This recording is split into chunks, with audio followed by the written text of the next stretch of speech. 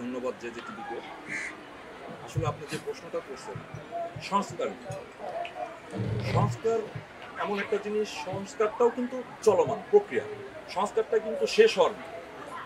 আপনি চলার পথে যেখানে যে সমস্যাটা ফেস করবেন, আপনি তাৎক্ষণিকভাবে ওই সমস্যাটা সলভ করার জন্য যে সিদ্ধান্ত নিতে হয়, ওইটাই তো সংস্কারের মধ্যে। অবশ্যই। তো সংস্কার কিন্তু আমি যদি মনে করি যে হ্যাঁ আমি একবারে সব কিছু একসাথে সংস্কার করবো, এটা কিন্তু কোনো দিনই সম্ভব না। নির্বাচিত সরকার হচ্ছে একটি গণতান্ত্রিক সরকার, জনগণের সরকার। যে দেশে কোনো নির্বাচিত সরকার থাকে না, সে দেশ কিন্তু গণতান্ত্রিক হইতে পারে। আর গণতান্ত্রিক রাষ্ট্র যখন হয়, তখন গণতান্ত্রিকভাবে যখন চলমান থাকে সরকার, তখন ওই সংস্কারগুলো কিন্তু আস্তে আস্তে চলমান থাকে। এটা আসলে একসাথে কোনোদিনই সমাধান করা সম্ভব না।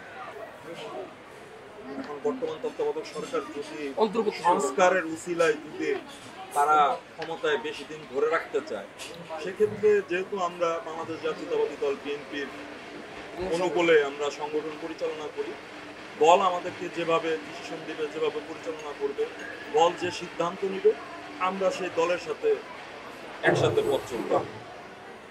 এইখানে আসলে আমাদের এককভাবে কোনো সিদ্ধান্ত নেওয়ার মতো নাই আর কি। তো দল আমাদেরকে যেভাবে পরিচালনা করবে, আমি যেটা শুনতে পাচ্ছি যে নির্বাচিত সরকারের দাবিতে হয়তো বা দল আগামীতে আন্দোলনে নামবে। যদি দল আন্দোলনে নামে, তাহলে আমরাও আন্দোলনে নামবো মোটর চালক দলের পক্ষ থেকে। এটাই আর কি, আমরা যে দল করি সেই দলকে আমরা অনুসরণ করবো, এটাই আমার। অবশ্যই, যেহেতু আমি বিএনপি, আমাদের বাংলাদেশ জাতীয়তাবাদী মোটর চালক দল 2011 সালে যখন আমরা গঠন করি, তখন থেকেই কিন্তু আমরা একটা দাবি নিয়ে এগিয়ে আসতেছি, সেটা হলো আমরা বিএনপি সহযোগী সংগঠন হিসাবে দাবিদার। তো যেহেতু আমরা বিএনপি করি, বিএনপি যদি কোনো যুক্তি বা উক্তি ধরে দেশের স্বার্থ রক্ষার জন্য আন্দোলনের ডাক দেয়, আমরা তো অবশ্যই সেই দলের পক্ষে থাকবো।